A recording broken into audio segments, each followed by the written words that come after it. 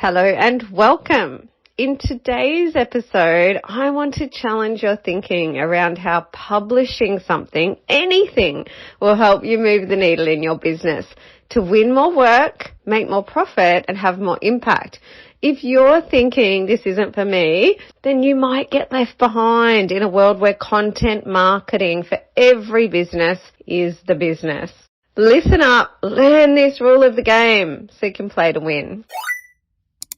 You've tuned into the Better in Business podcast, and I'm your host, Jeannie Savage. I'm a multi-award winning business veteran and head of the Strategic Bookkeeper Network. My network of strategic bookkeepers is dedicated to helping entrepreneurs do better in business. This podcast aims to challenge your thinking. If you're not thinking the right way, how can you act the right way? Each episode will dive into key drivers of success, which I also call the rules of the game. Learn the rules and play to win. Let's go. I like to start every episode by reminding you that it is globally recognized that pillar number one for success is up-to-date, accurate bookkeeping, which is the only way you can see how your business is performing in terms of profit and cash. If your books aren't right up to date, visit betterinbusiness.global, drop me a line and I'll connect you with a certified strategic bookkeeper. Fire your bookkeeper and hire a strategic bookkeeper. Bookkeeping is a cost, whereas strategic bookkeeping is an investment that averages a 10x return on the fees. On the show today, Susan Dean is going to teach us all a thing or two. Susan is a process-driven publisher, an expert in helping entrepreneurs craft pieces of published work that help them stand out and scale up. As you would expect, Susan has many years under her belt in this domain and an A-team who deliver impressive result after result. I'm so excited to share her knowledge with you today. Welcome, Susan. Welcome, Jeannie. Thank you for having me. Thank you so much. So, all right, I'm very excited to have you on because today we are going to challenge audience thinking. I love doing this. I want to challenge what you think you know, okay? So we can't act the right way if we are not thinking the right way. And sometimes we've got limiting beliefs that aren't serving us. Sometimes we've got limiting beliefs that are serving us. But I want to smash through the ceiling of the limiting beliefs that are not serving you. And one of those is that publishing something is not going to do anything for my business because I don't have the kind of business that it serves, right? Now, I believe that whatever business you have, so if you're a blue collar business like a plumber, if you're a white collar, whatever your business is, I have seen the evidence and I know that the future and the now is in leaning in to some form of publishing. So without further ado, I want to ask Susan to tell us kind of just about her business and how she works in this space so we can really help you think about the kind of runs on the board you can get by publishing. Absolutely. Thanks, Jeannie. I agree. I think some people believe that, to be a published author, you've got to be like a sports cricketer or a star or an actor and someone that's famous out there. But I like to have people to, again, agree with you, think outside the box, challenge that. Because when I first started out in coaching, which was helping people around their relationships, I worked with Dr. John Gray, as a lot of people know, the famous author of Men Are From Mars, Women Are From Venus. And we can understand, but John Gray first had an idea around relationships and he didn't become famous until he'd written this book. And, and then got that opportunity to go on Oprah and so forth. But he was just an everyday guy that had that passion around a topic and he wanted to help people with. And as I grew with my coaching business, I thought, well, he wrote a book. Of course, I should be writing a book too. That's how he grew. But also, like you said, whether you are a lawyer, a dentist, a plumber, people think, what can I write about? I'm a gym owner, like I'm a carpet and house cleaner. The fact of the matter is we're all looking for people that are wanting us to help them. We're solving a problem. Whatever that problem is that you're solving, it's just really about people understanding who you are and why you do what you do. So they're enrolled in you. They see your passion and they get to know you a little bit before actually meeting you or engaging you for your services. And then when you can use the book to share your expertise, even if that's how to clean a house and you're teaching them tips and tricks on how to clean a house because you run a cleaning business, when someone reads that, one, instantly as an author, you become an authority and an expert that someone gets to read about who you are and what you do and how you can help them, but you can educate them with some tips and tricks that they go, wow, if I got this much out of a book, what would it be like to work with this person or to engage them in their services? So yeah, everyone should look at how do you pull a book together to get people to know, like, and trust you and know that you're the expert to be able to help them. I heard so many benefits there, know, like, trust. And one thing I would say to the audience when you're thinking about the book, when I work with business owners in a strategic way, and I'm all about holistic, and one thing some of my clients say is, oh no, Jeannie's going to play the why game. And, often in business, we are bogged down with the features and the details of what we do. And a really good example is, and I think I spoke about it on another podcast, where I had this great electrician come out to my house. So he'd come out a couple of times lately, and he's wonderful. Now, he really believes that he comes out to do the task, whereas he really comes out to make me happy, right? And it's that happy wife, happy life. So I'm sure he's inside his square and hasn't gone down the why, like, why did Jeannie get me here today? But why? If we really got to the end of it, it would be the bliss I feel as a woman when my minivac fits back in the right cupboard, right? Because, lots of things. But, he could easily have such a short, wonderful book called Happy Wife, Happy Life. And it could be anything. It could be, So definitely, I guess I just wanted to encourage everyone to play the white game and lean into the problems that you're solving for your customers. Another thing that I'd love to ask you is if you could talk to us about the different types of book. Like, I recently did a mini ebook called The 7 Deadly Cash Flow Sins. It's tiny. It's a little pocket guide. You can get through it in an hour, right? Versus a book that takes you a bit longer. Tell us about the different mediums that business owners can use. Absolutely. Look, it's in the value. When we all know that if you get a flyer or a magazine or, a business card, sometimes we can lose them, we can throw them out, but no one seems to throw out a book. And what really you can do with a book is it doesn't need to be huge. So, for example, if you're talking to an audience, they don't want a lot to read. And I love the fact that you said, happy wife, happy life. That's definitely one of mine as well.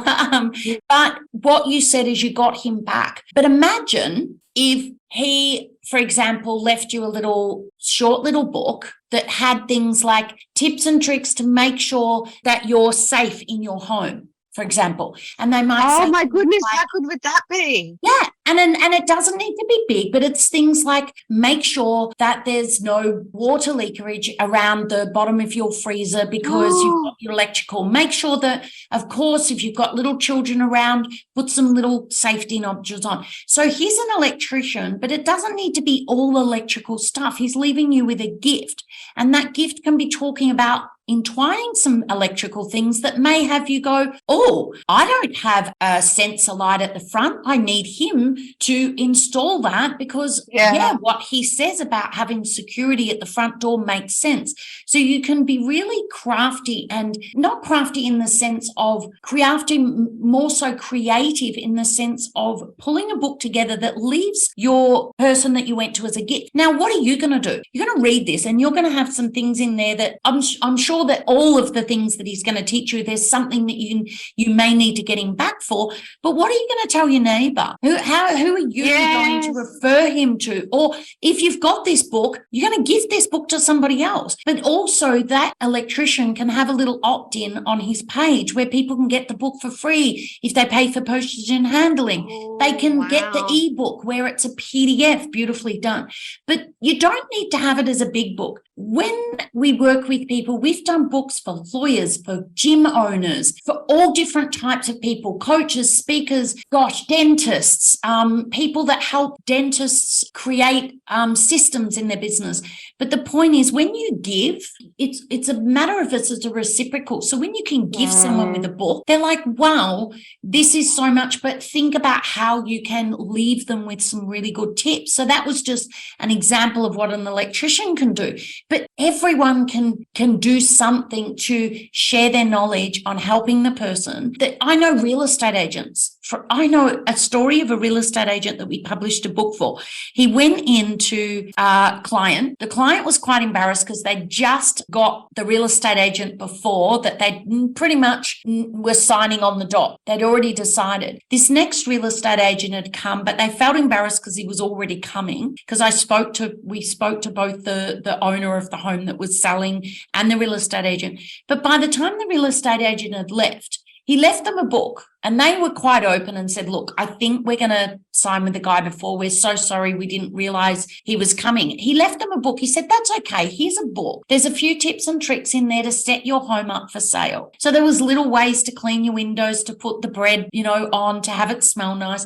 And he said, here's a book. It's great. Just read it. They ended up ringing the other agent, telling the agent that they didn't want to go with him. And they went with the agent that left them the book. And the reason being is they went, if he's gone to this much effort to help me to make the house better and more staged and everything else for the home, what would he be like as an agent? So we've got to think outside the square and go, it doesn't matter who we are, whether we're Jim's lawn mowing, whether we're a cleaning business, whether we're a gym, a tradie, all different things that you can do to have a mini book, a small book. It doesn't have to be huge, that allows the reader to get to know you, to be able to leave them something, to have them say, wow, if this is what they give for free, what would they give if I was... Yes. Yeah. And something that we adopt in my businesses, Serial Entrepreneur, is the value approach. So exactly what you're saying here. So what we do is we say, if I give value to my market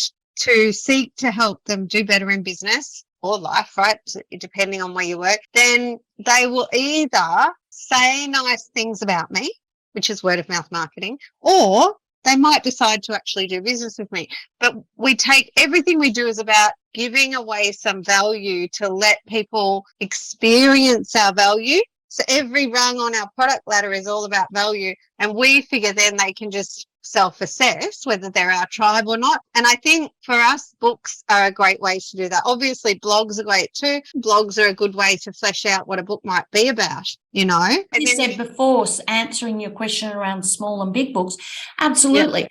What I think it's about quality. So if you've got a lot to say and it's quality, then yes, the book may be bigger. If you've got a story like overcoming adversity, you've got a lot to teach them.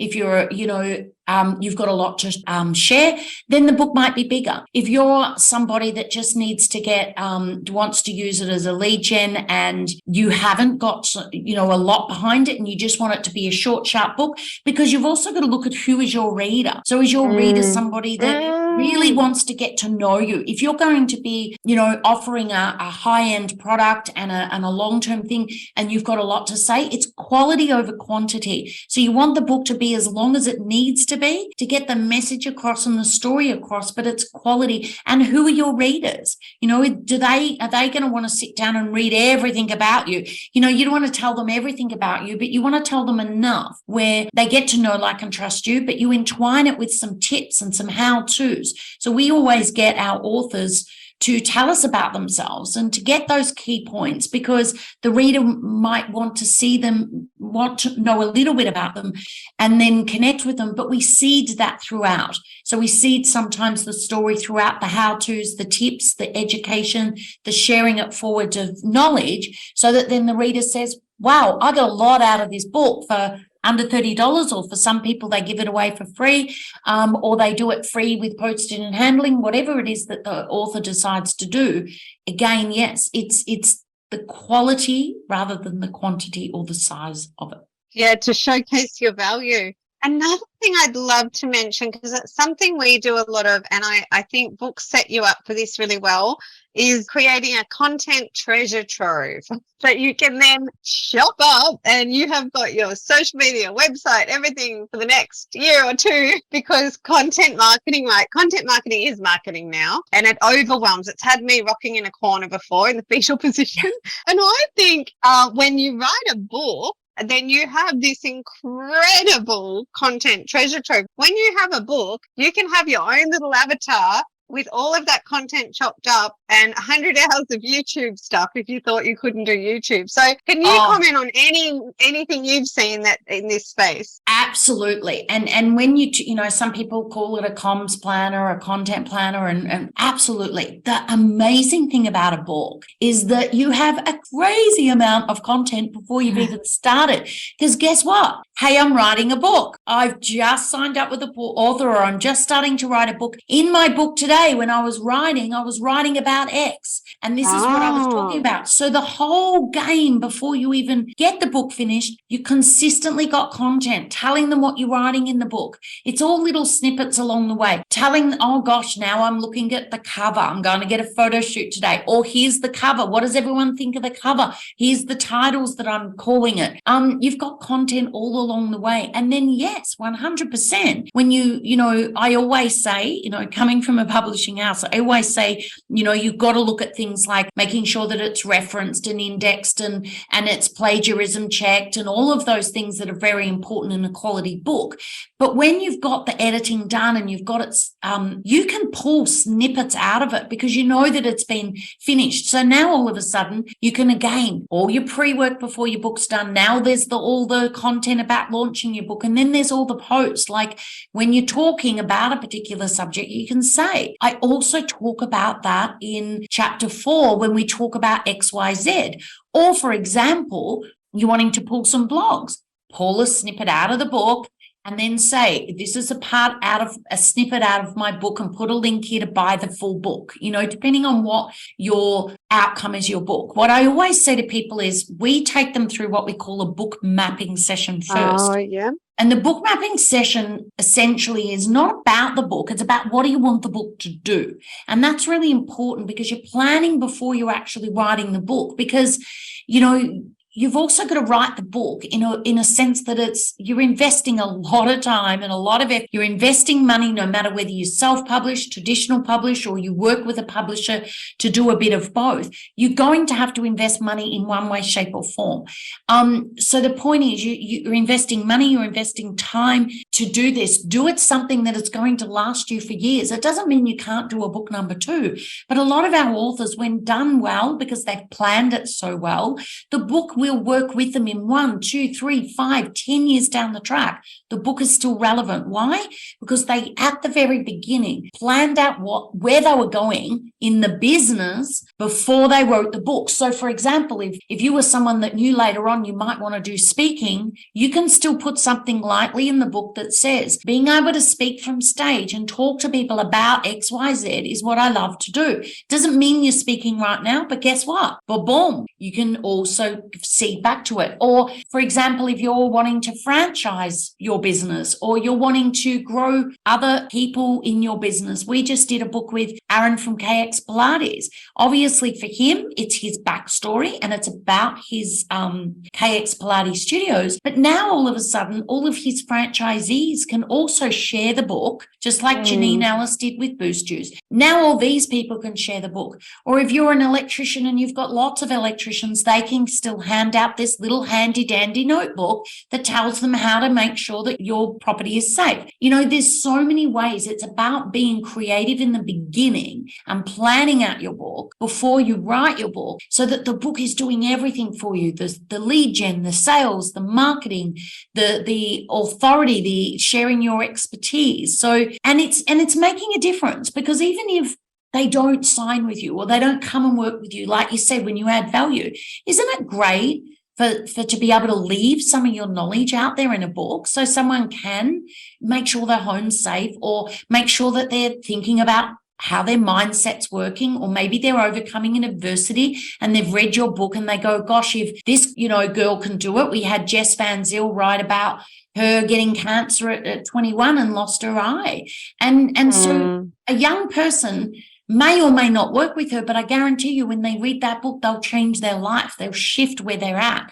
So I think a book does so many things. It doesn't just, from a business point of view, yeah, you want a book if you're in business. Any business, should have a book. Anyone that wants to make a difference. And I don't just say this being a publisher. I say it because books change lives and they can help people. And so when we look at it from that sense, it's really a great investment in leaving a legacy as well as obviously growing your business. And I just loved all that. And there's a couple of things I want to pause and just expand on for a second. So one was where you talked about the book mapping and that you work out what is it for. Like I wrote down purpose and I wrote down start with the end in mind. And the other one I want to talk about is just the units, because as we discussed, Susan, I am a writer. I love writing. I'm such a writer. So just thinking about business buddies of mine that have written books, and some have had great success, and success meaning whatever the purpose of the book was, they achieved it. And then others didn't have success in that it just didn't get any traction, nothing, they didn't have any impact. Now, the ones that failed, I noticed two things. One, they did not start with the end in mind. So let's say that they wanted to, because a book will give you profile, it will offer up value, and it will give you a product ladder instantly, right? So it's going to give you something other than your core products, because a book, if you're in business, is a great way for people to take a taste of what you do before they ever engage. And they might sit in that brand atmosphere of yours with your book for 2 years, tell 10 people who then work with you, but they haven't actually worked with you, right? But the point is that if you don't know your end game, this is what I've seen with the ones that haven't done well. If they didn't know their purpose, if they're not always writing with the end in mind, the end might just be to inspire people. That's okay. But if the end is tell all your friends that I'm the best electrician on the coast, whatever it is, then let's make sure that that is there for the beginning. And the one other thing that I've seen done that just makes for put down books instead of pick up books is not leaning into your newness. So we know that Dr. Zeus says, there's never been anyone newer than you. Yeah. And I think being unapologetically you, I think we want our vibe to attract our tribe. And so not to add your newness, I think is a mistake. It's okay for some people not to dig you. As long as some people do dig you. And it actually doesn't, it's what you said about it's quality over quantity. It's the same with your database. Absolutely. So I'll elaborate on the last one first. Being you, absolutely. Love Dr. Seuss, by the way. But the thing is that being you and writing in your voice, now that is what people are attracted for.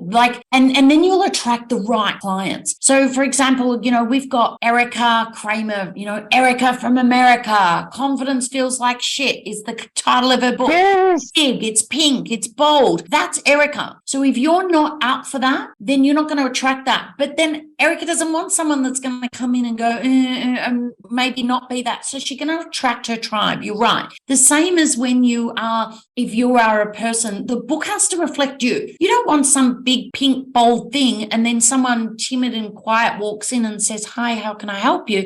It's like, Erica will be like, come join the sisterhood. You get what you get when you meet her and you meet the book. They map. So when someone is writing a book, whether you're a writer like yourself, you need to make sure that the editor is either one, really knows you, so that they've really got to know you. They've spent time with you so that they understand your voice, that, with Zoom now, we can really connect with people, whether they're come to a publishing house like us or we meet them on Zoom. We get to know the person. We listen to their language. We get their keywords that they use. We know what they write, how their writing style is. And so then we don't change the voice and the you-ness of you in the book. We just enhance it by saying, look, for grammar sense, we would probably move this here.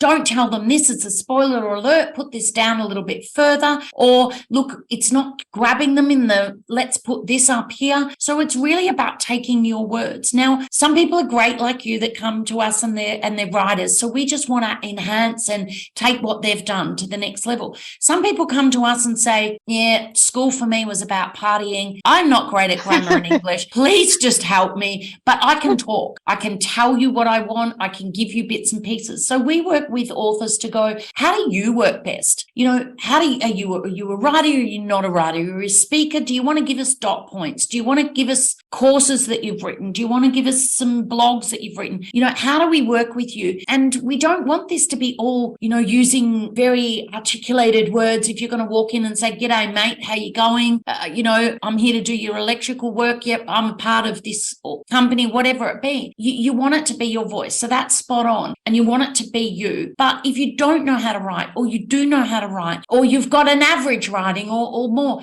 you know, you've got to be able to find people that will work within you. I know for me, I'm an entrepreneur. My mind's over here. Next minute it's over here. Next minute I'm over there. My team has to say, "Okay, great. We're going to park that new idea, Susan, and we're going to come back here. Susan, focus back here," because I'm all over. I'm an entrepreneur. My mind's going everywhere. Yeah. I've got an amazing team that pull me in to write my book because as entrepreneurs, we're like that, right? So the team helps bring the person back, get the point, tell me more about that. We're the go-between, say, the reader and the author, where we might go, "Bob, you moved from Sydney to Perth, but the reader's now completely lost because you're talking about something here. Tell me a bit about what happened there." So we'll make sure that the reader is flowing, because there's nothing worse than if a reader's getting lost too much, or it's not explaining. Like, you might know your product, you might be an IT or a funnel builder or whatever that might be. So you might be talking to technical. So we'll turn around and say, "But your readers don't understand this. How do we explain this a little bit more? Tell me so that we can make it that the readers understand this, because if they don't understand you, you're going to lose them."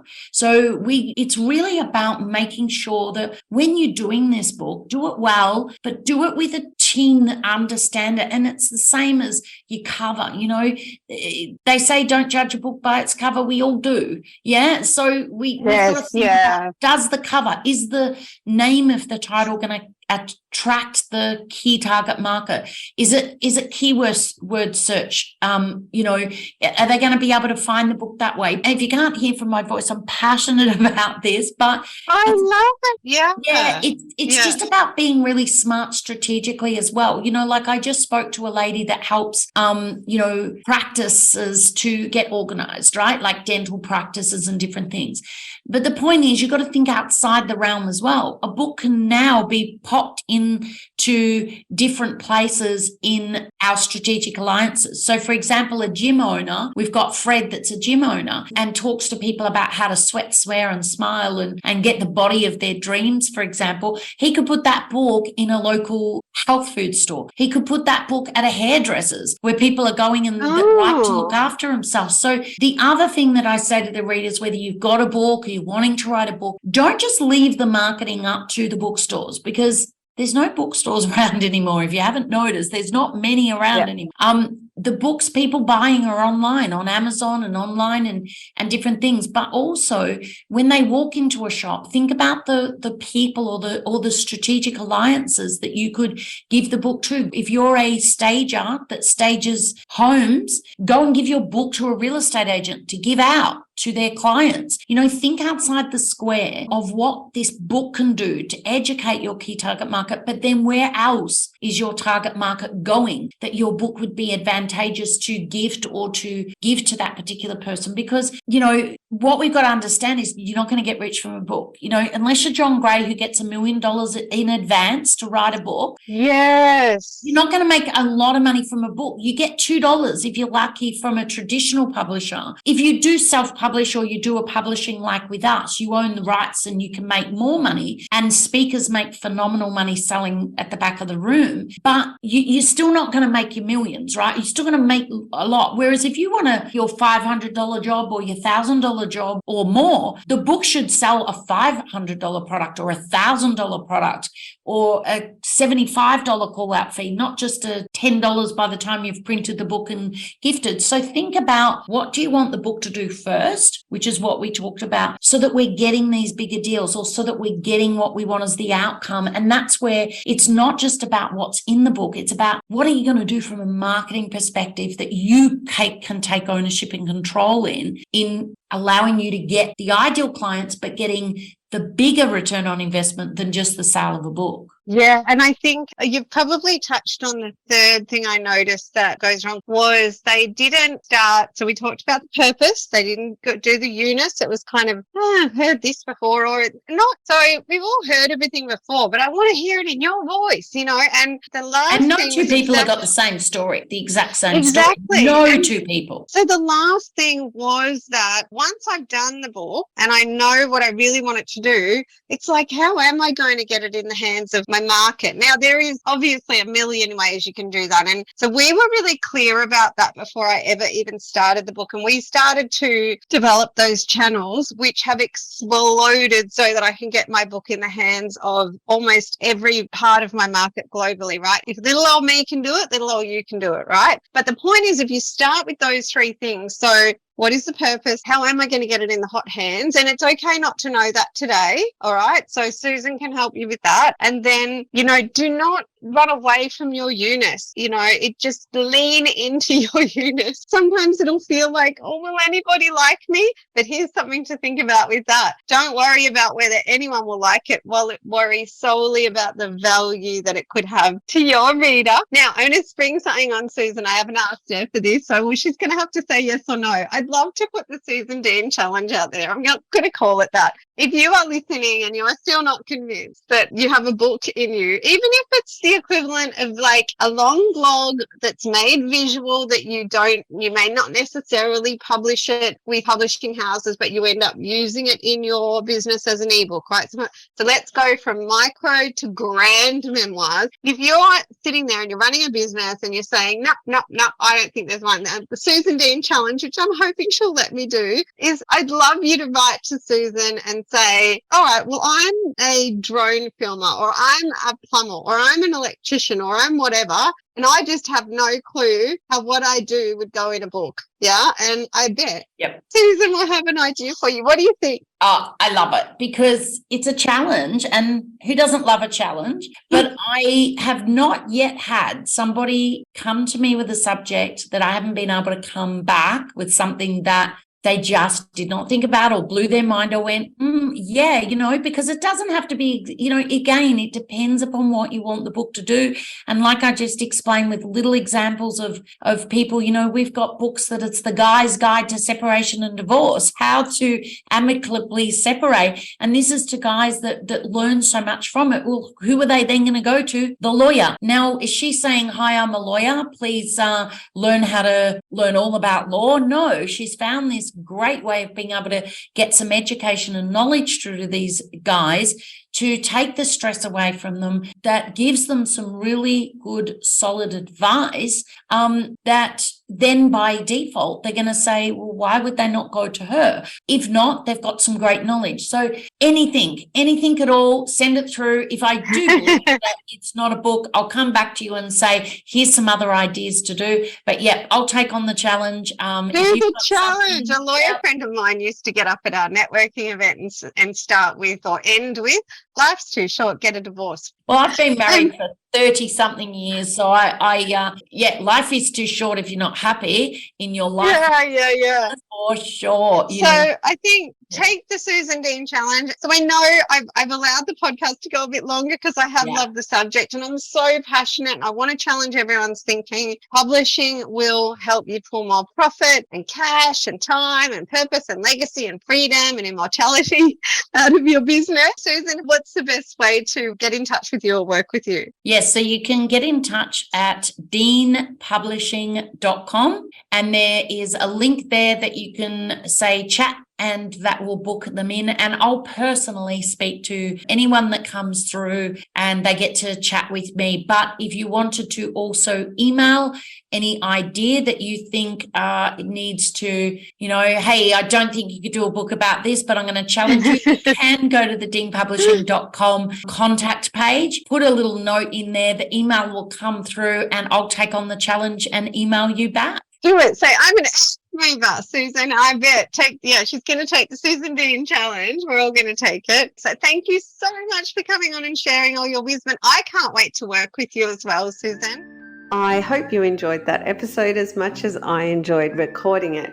I would love to help you start doing better in business right now, by giving you a free little ebook. It's a how-to guide. It's called The 7 Deadly Cash Flow Sins. And also I've developed a business health check for you. It's super high value. Both are available at betterinbusiness.global.